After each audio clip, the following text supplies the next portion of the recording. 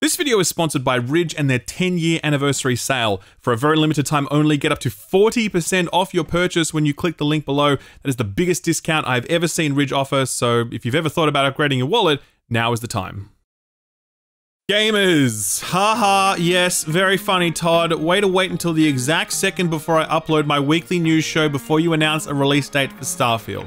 And you are never going to forgive me for that Todd race gag, are you? That's right, ladies and gentlemen, it's time for This Week in Video Games, which means the moment this video goes live, some earth-shattering gaming news is going to break, like Amazon purchases Nintendo, or Stadia dies, again. That one's actually true, by the way, that story's coming up later. It is tradition now that the biggest news of the week breaks the moment I'm preparing to recap it for you, but we just accept it and you tune in a week later to watch old, outdated news. I feel like this show is like microwave pizza. It's old, it's reheated, but sometimes it hits just right, or at least I hope it does. Let me know in the comments below. This week is a little huge, to be honest. We had the Dead Island 2 preview up on the channel a few days ago. It's simple, but it's fun. We had the Destiny 2 Lightfall review up soon after that. Remember how I said I would try to keep it under an hour? Well, try was the operative word, and I failed. There's more Destiny to come, by the way, since this week the Friends Per Second podcast are interviewing Joe Blackburn, Destiny 2's game director. That is a big deal, and I'm pretty pumped about that, not gonna lie. That episode will be live on the channel on the weekend, and that's just all the shit going on my channel. Have you seen all the gaming news that dropped this week? You have? Oh yeah, we talked about that already. Well, let's look at it again, shall we? Gotta say, very disappointed with the Todd's drip for this one. I feel like these big marquee announcements really warrant the brown leather jacket. This hoodie, it's like rocking up to a wedding in sweatpants. Come on, Todd, pick it up. But yeah, the Todd did front the camera this week for an important announcement. Starfield is arriving on the 9th of June this year. Wait, no, that's the stupid American date system that puts months first for some reason. And it's actually launching on September 6th. Great, now I feel like Starfield got a delay just because I misread a date. To be fair though, it may have actually been delayed for real. Earlier, an FAQ on the Bethesda website said that Starfield was launching in the first half of 2023, and unless there are other levels of fuckery I'm not aware of with how Americans communicate time, I'm pretty sure September is not in the first half of 2023. If a delay did occur, it probably would have made sense. Launching in June, as some speculated, would have put the title up against Diablo 4 and soon after that, Final Fantasy 16. I'm not saying that Starfield couldn't take those games, I'm just saying, why bother? If you can give yourself a nice clear runway in September, declare that space nice and early so everyone else makes way for you, that feels like the smart play from Bethesda. One thing I do note about this trailer was that it was running at 60 FPS, which is approximately 45 more FPS than the previous Starfield trailer we saw.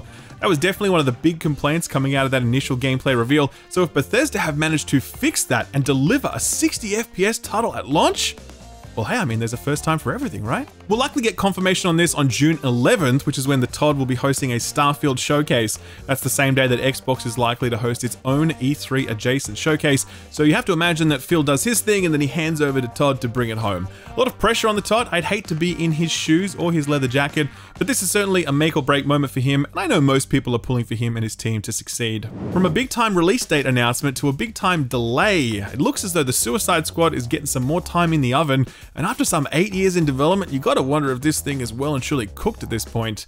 So this is not an official delay announcement, but is rather a leak reported by Jason Schreier of Bloomberg. He could be wrong about it, but that's rare to be honest. Generally speaking, if he says something's gonna happen, it's gonna happen. Schreier reported that the game has been pushed from its intended May release date into the second half of 2023, no specific date yet. He did make the point that while the reception to the recent gameplay showcase was poor, it is unlikely that this delay is intended to respond to that feedback, since all the stuff that people hated about that reveal is very much set in stone at this point. The delay is more likely for polish and minor tweaks, since anything more ambitious than that would require a much longer delay. Enter Jeff Grubb, who on his Game Mess Morning podcast said that he had also heard about a delay from at least one source, and he says his source isn't guaranteeing that Suicide Squad launches in 2023 at all. If that is the case, and the delay is in excess of 12 months, it is possible for Rocksteady to do some more heavy-handed renovations to the foundations of this game. Nothing transformative, it's still going to be a loot-driven live service whether we like it or not, but a year is a span of time where some major game elements can be reworked. Loot stats and diversity, for example. All of this is just speculation, of course. The game could ship exactly as we saw it as soon as July this year, but I do expect that Rocksteady are less than steady after being rocked by all that blowback. So anything is on the table short of a complete rebooting of the title. Hope you like my Rocksteady gag there. I worked hard on that one. Like and subscribe. Thank you very much. Well, that's a wrap on HBO's The Last of Us, which means that 10 years later, we get to hear people arguing about whether or not Joel did the right thing and think to ourselves, Ah, these were the times. This discourse seems so tame next to The Last of Us Part 2. And indeed it is, but not for long, because Neil Druckmann has confirmed that the next seasons of the TV show will explore the events of The Last of Us Part 2.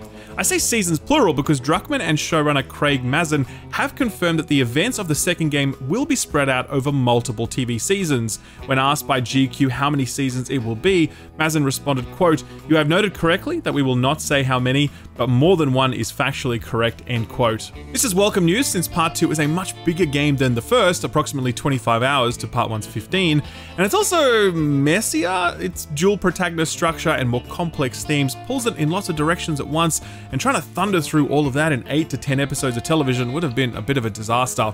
Neil Druckmann also had some words for his haters.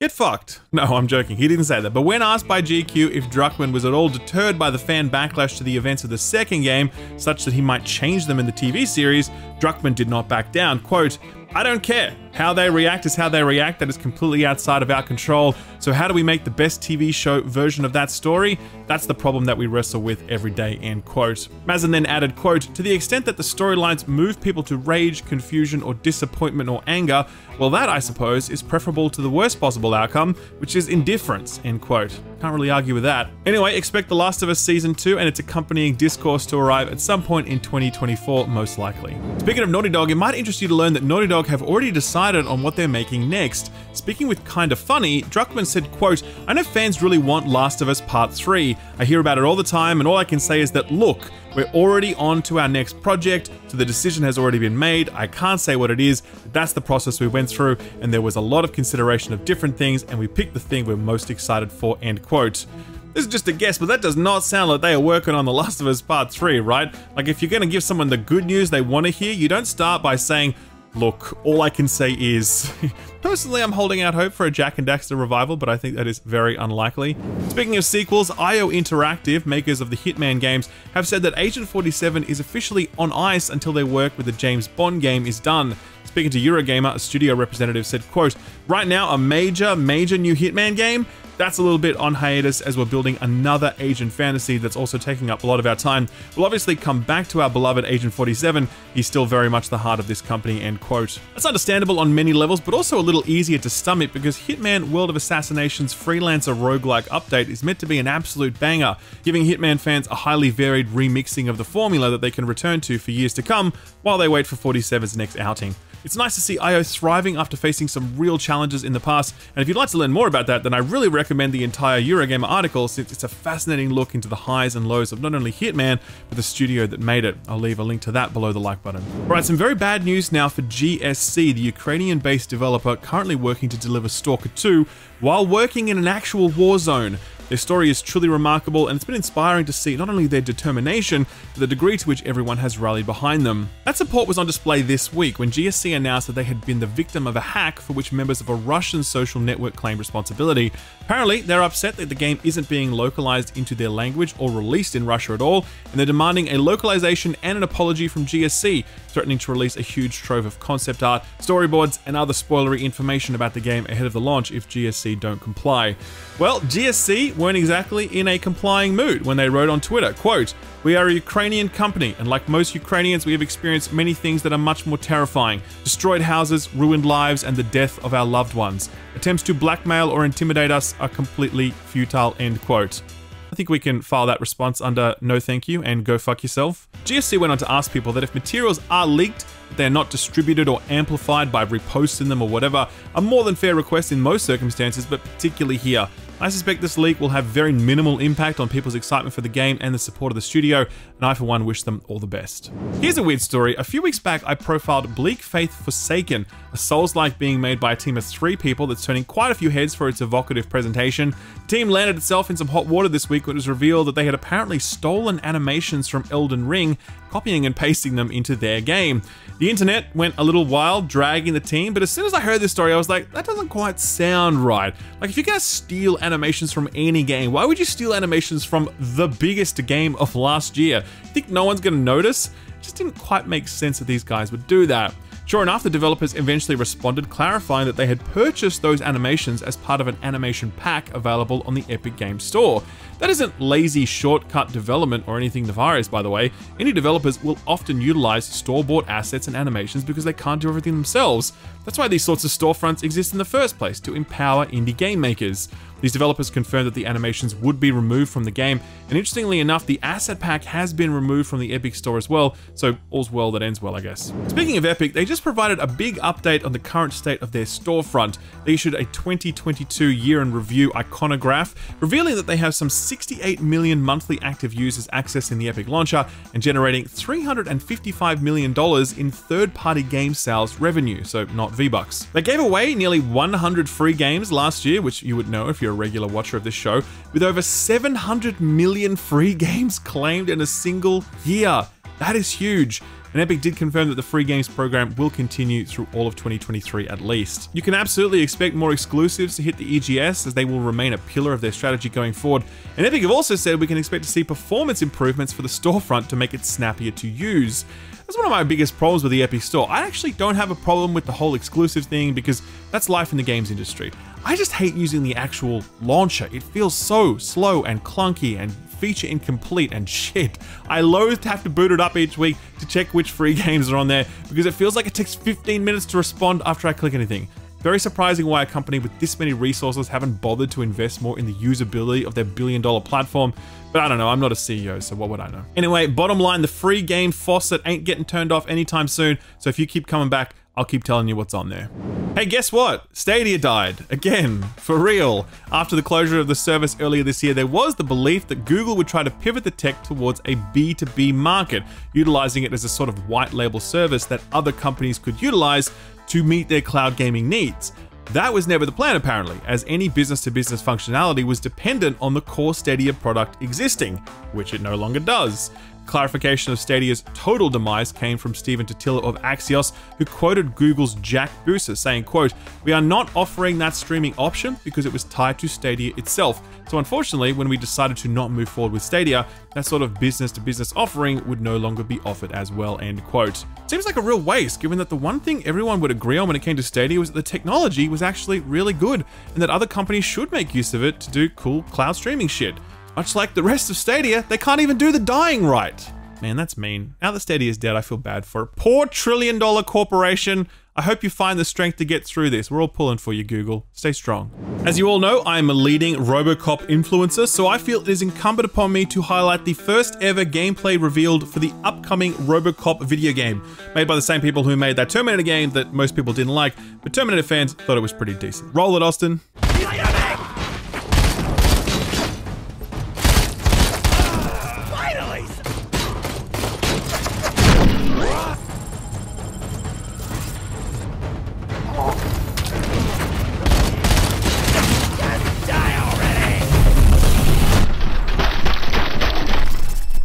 So, I want to be able to say that I love this, I really do, but unfortunately, I'm not quite there. It's looking a little too clean visually, not really capturing the smoky, flat bleakness of Verhoeven's Detroit.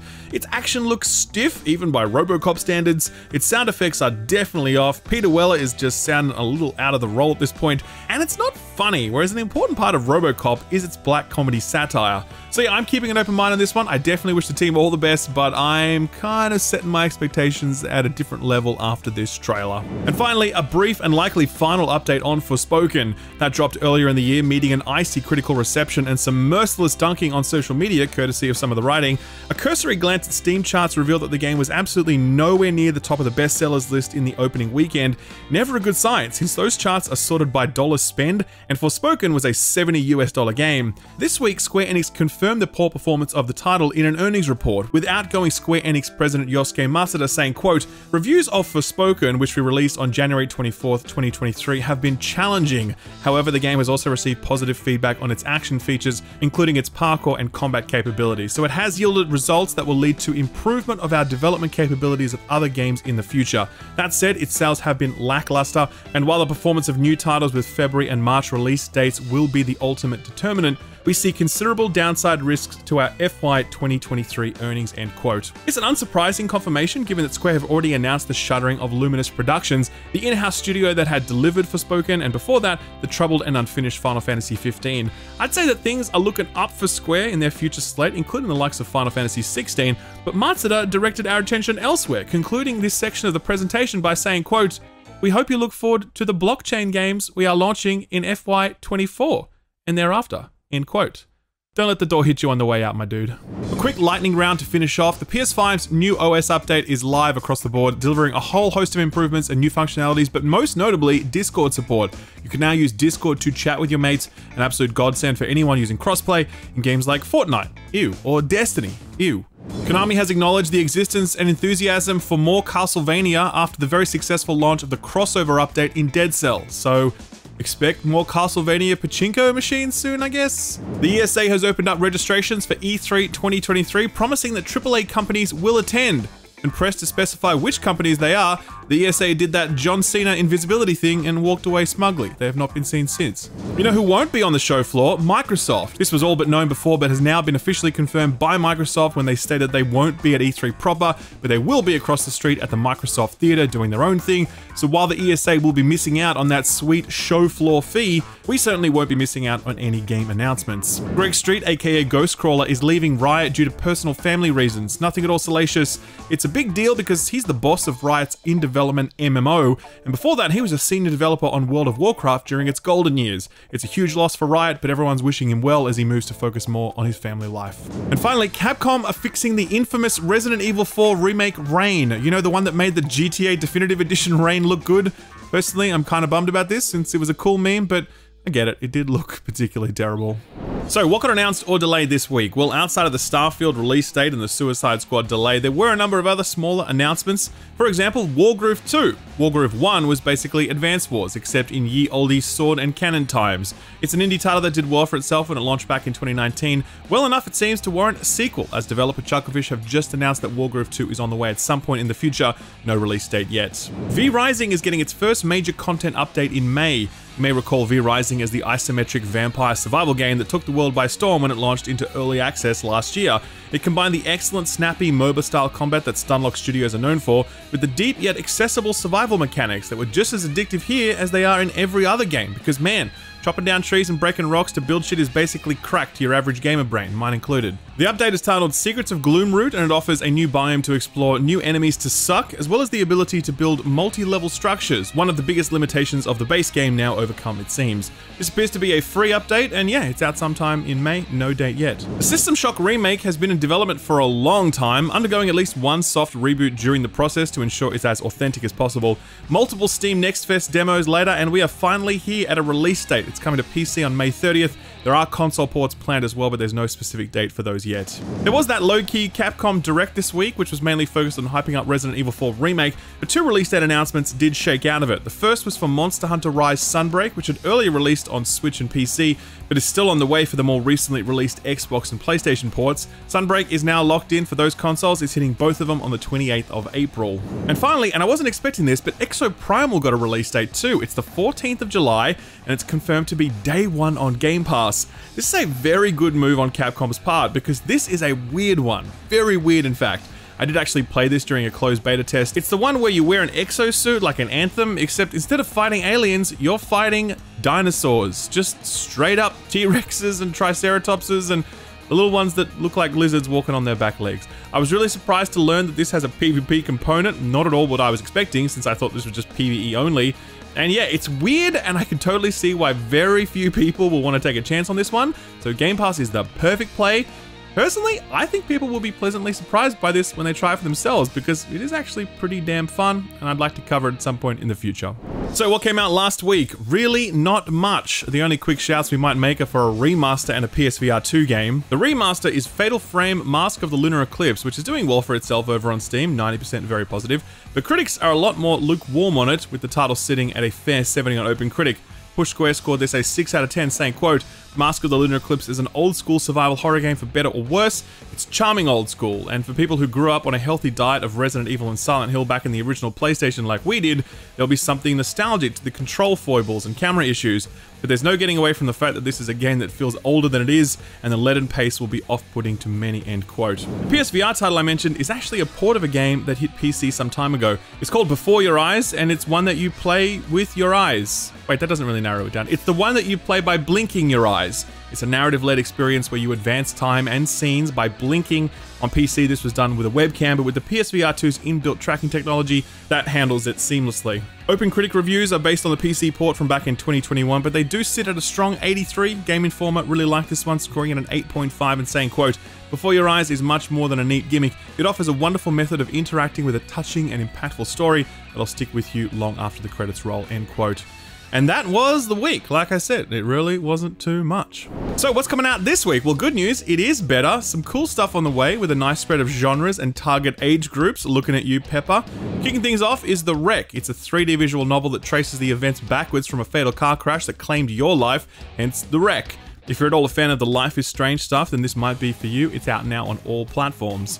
The Legend of Heroes Trails to Azure is a localization of a game that came out in Japan back in 2011, and now it's out here in the West for PC, PS4, and Switch. That is a long time to wait for a translation, but apparently it's worth it, as the reviews for this one are already out and they're glowing. OpenCritic has this at a strong 83. Nintendo Life scored it a 9 out of 10, saying, quote, "The Legend of Heroes Trails of Azure takes everything that's excellent about Zero and runs a marathon with it. It's one of the best paced games in the series with some of the best characters, best music, and easily the best setting," end quote. It's definitely a requirement to have played the first game in the saga to appreciate this one. That's called Trails from Zero, so be sure to grab that if you're at all interested.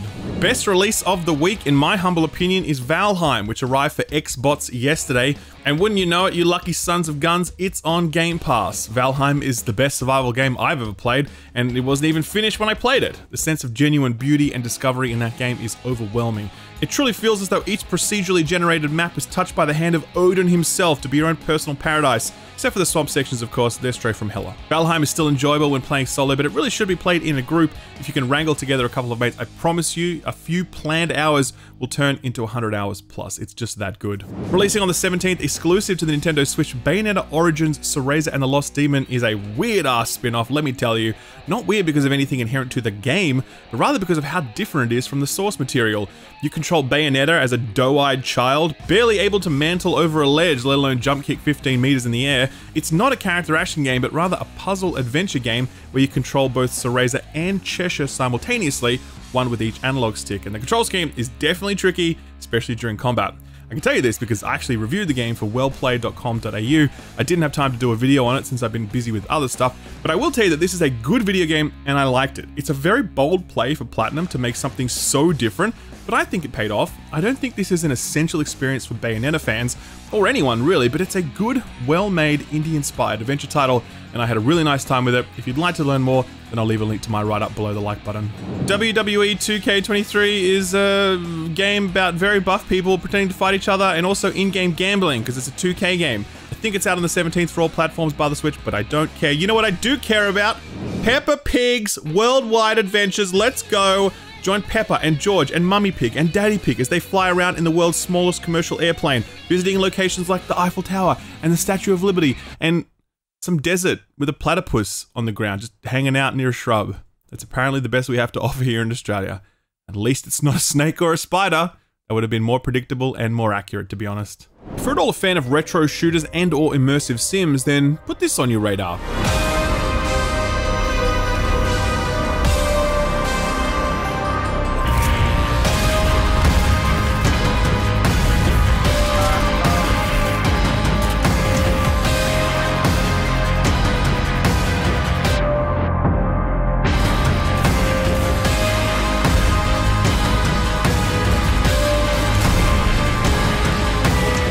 This is Core Decay, which describes itself as an atmospheric, immersive sim that explores the nature of consciousness and individuality.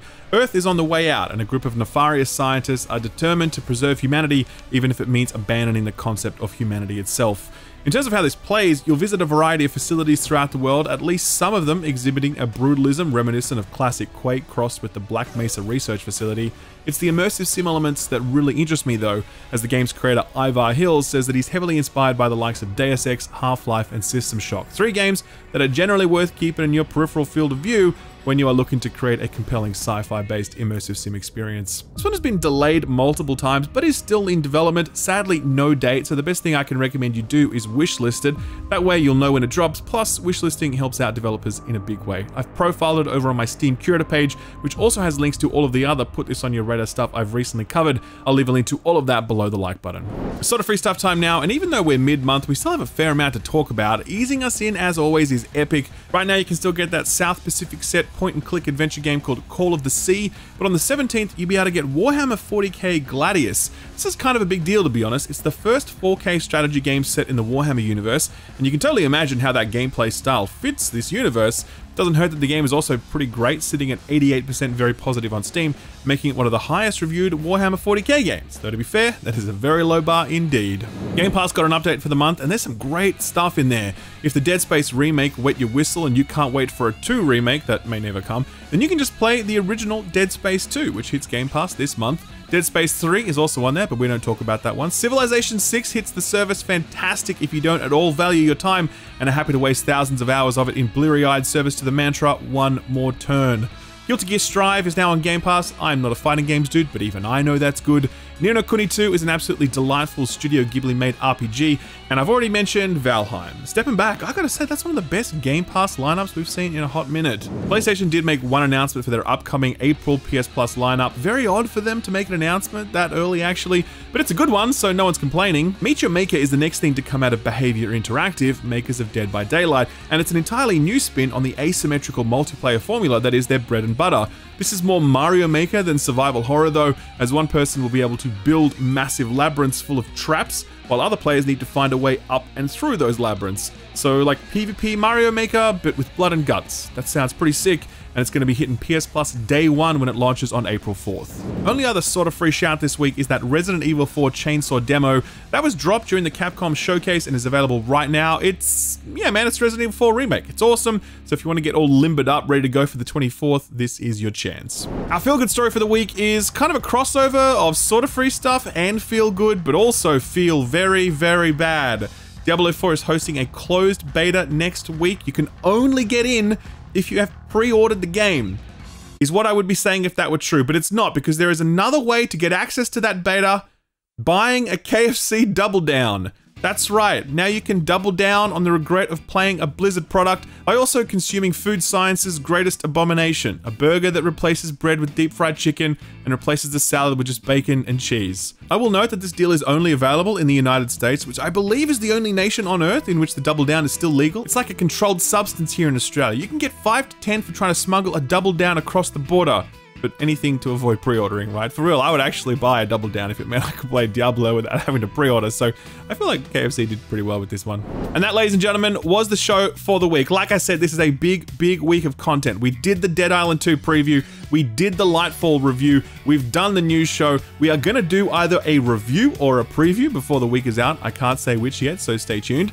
And this weekend, our interview with Joe Blackburn, Destiny 2's game director, will be live on the channel. That is the Friends Per Second podcast, by the way, so if you're not subscribed to that on podcast platforms, I've left a link to that below. But yes, all that content and possibly more will be right here on the Shill Up channel, so to be sure to subscribe if you haven't and ding the notification bell so that you'll know the minute a video goes live. Thank you so much as always for coming back each week. I really do appreciate it, and a big thanks to this week's sponsor, Ridge. Ridge are a regular supporter of this channel. In fact, they're an official channel partner for all of 2023, so big props for that. They always provide a chunky discount to viewers of this channel, but right now they're actually celebrating their 10-year anniversary, and to do that, they are serving up the biggest discounts they have ever delivered, with up to 40% off your purchase. Ridge has a hell of a lot to celebrate, to be honest. For 10 years now, they've been revolutionizing the wallet, replacing the big, chunky leather thing that hurts when you sit on it with something sleeker, more durable, more comfortable to carry, and ultimately, just cooler. Ridge wallets hold all of your cards within reason, with RFID protection, reducing the risk that your cards will get scanned and stolen. The money clip or adjustable money strap at the back lets you carry cash as well, and they come in a variety of materials and styles, so you can choose the one that works for you. My go-to is the North Shore Blue, but I know that matte black is very popular too. Ridge don't just do wallets though, they do pens, they do really nice backpacks, which I actually use myself, and their latest product is the key case, which does for keys what Ridge wallets did for wallets, delivering something sleek and durable to keep all of your keys organized and feeling much better when in your pocket. As I mentioned, Ridge usually do a nice discount on this stuff, but right now during their anniversary sale, they are going all out. You can get up to 40% off your purchase when you visit ridge.com/skillup. You need to click the link as the regular discount code won't work and you'll only get these discounts through the link. That's ridge.com/skillup to get up to 40% off your purchase. It's the biggest discount I've ever seen Ridge offer, so if you've ever wanted to grab a wallet, key case, or anything else, then now is the time. Thanks Ridge for sponsoring the video, and thank you for watching it.